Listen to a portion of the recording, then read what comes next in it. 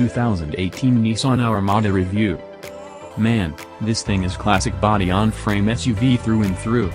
Walking up to it is like approaching a Clydesdale, and I feared it wouldn't be as easy to maneuver. Fortunately, some of the traditional SUV characteristics actually make it fairly easy to thread through the city. As John mentioned, visibility is excellent. Even putting the seat as low as possible, you're still sitting up high, and you're looking through tall, upright glass all around.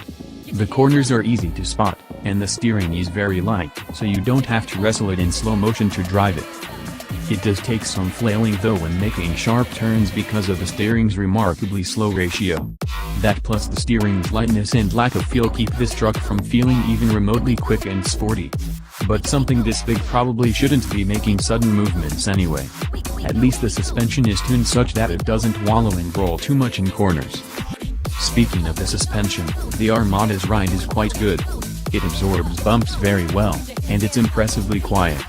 Even the tires didn't transmit much sound over imperfections.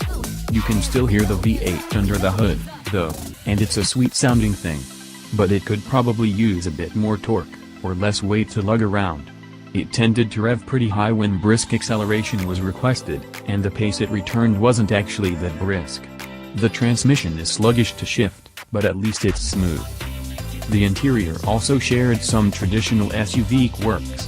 The tall greenhouse and short dash definitely helped with visibility, and Nissan has included a sufficient amount of wood and soft leather. But the ergonomics are a bit awkward.